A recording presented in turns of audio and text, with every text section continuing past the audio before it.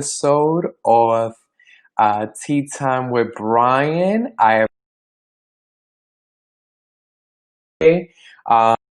Um, it's definitely interesting day, with everything going on. But we're gonna start off.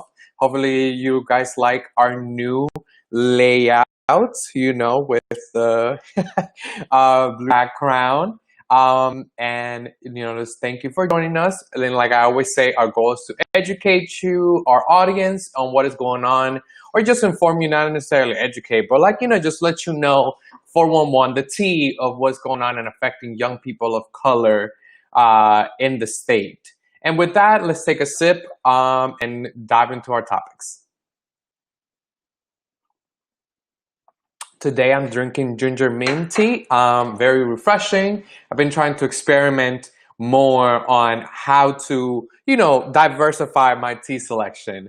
So let's start off. Today we're gonna start off with saying Happy Hispanic Heritage Month to our, our audience. Is definitely reason to celebrate. It is takes place from September 15th to October 15th, so it started yesterday. And we're gonna, throughout this month, we're going to tell you some interesting facts, and we'll start off with the first one. You might ask yourself, why is it not at the beginning of the month, but like at the middle of September till the middle of October? Well, to answer your question, the reason is because September 15th is significant because it is the anniversary of various Latin American countries like Costa Rica, El Salvador, Guatemala, Honduras, and Nicaragua.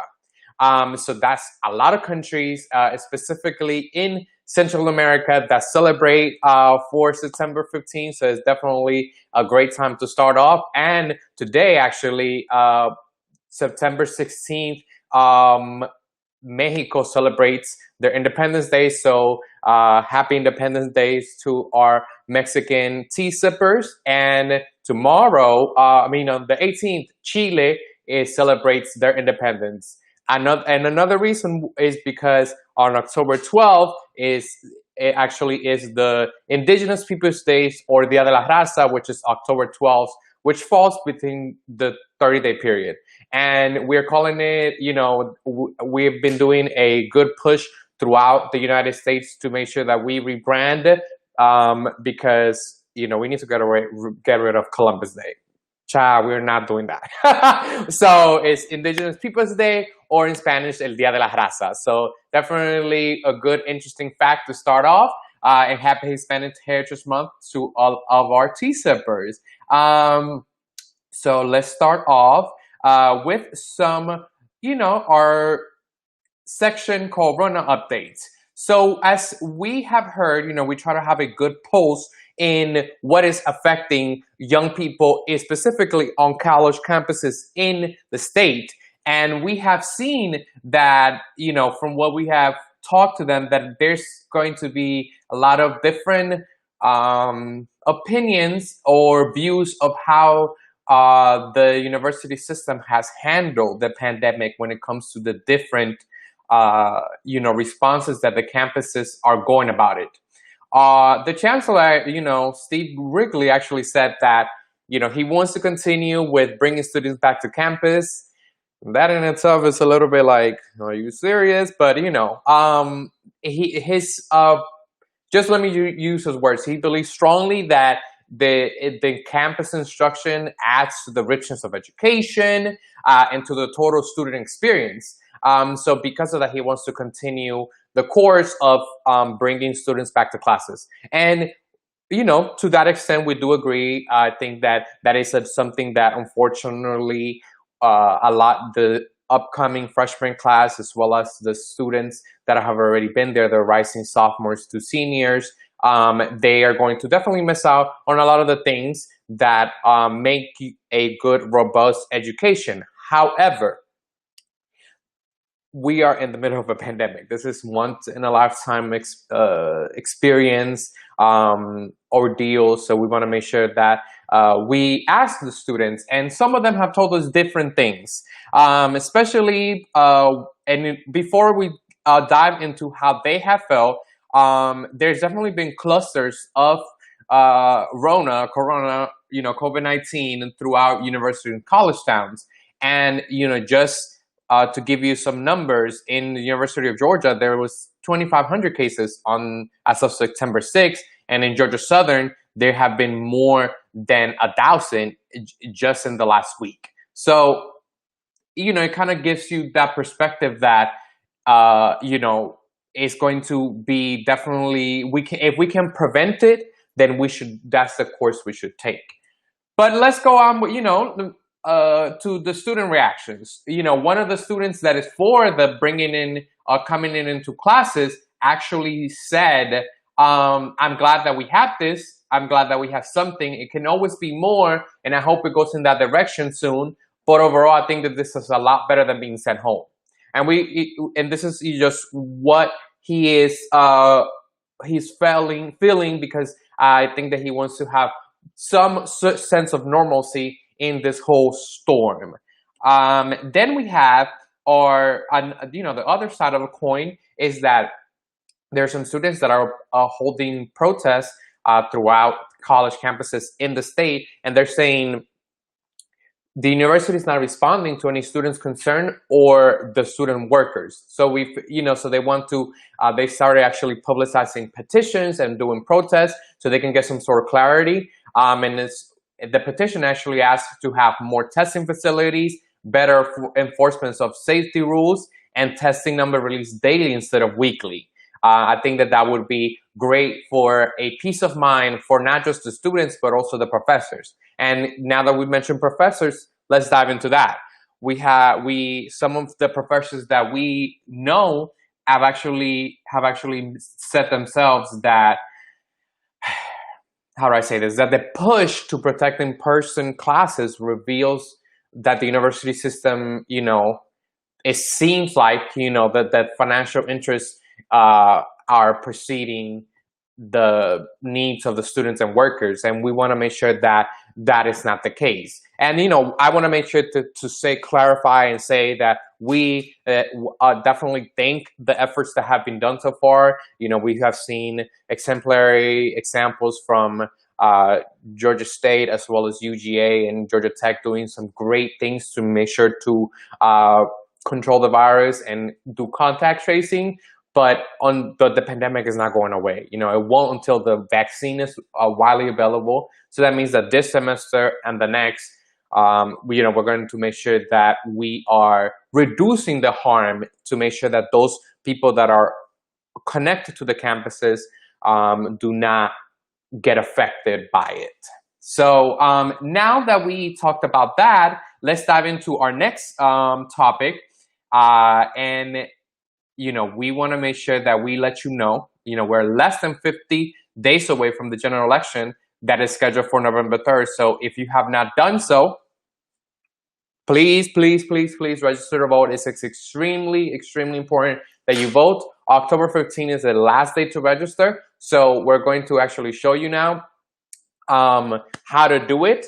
And let me show you. And also, another thing, other than asking y'all to, fill out your voter registration form, we want to make sure that you guys are also telling you and your parents about your census form.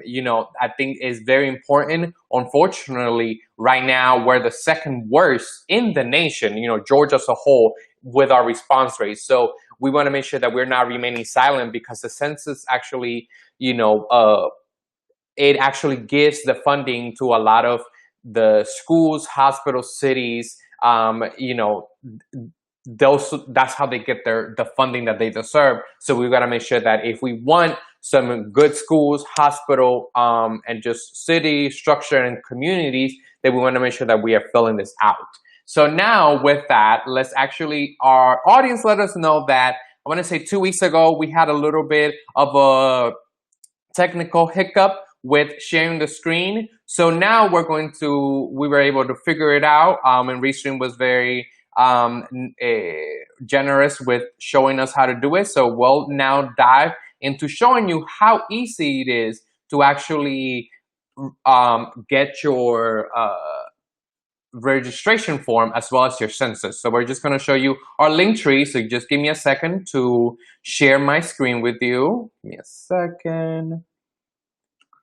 Time screen share. Okay, so let's go now to our,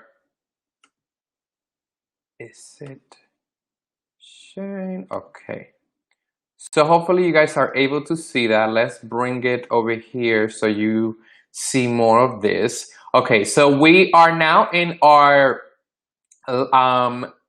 Georgia Shift Instagram page. This link is going to be available in all of our social media, but our link tree specifically, if you see it right here, you would see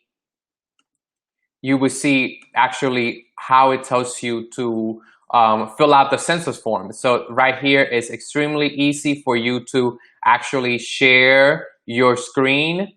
And then let me show you. Okay, let's see.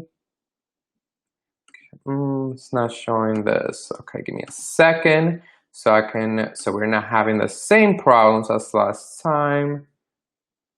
Give me 1 second, y'all.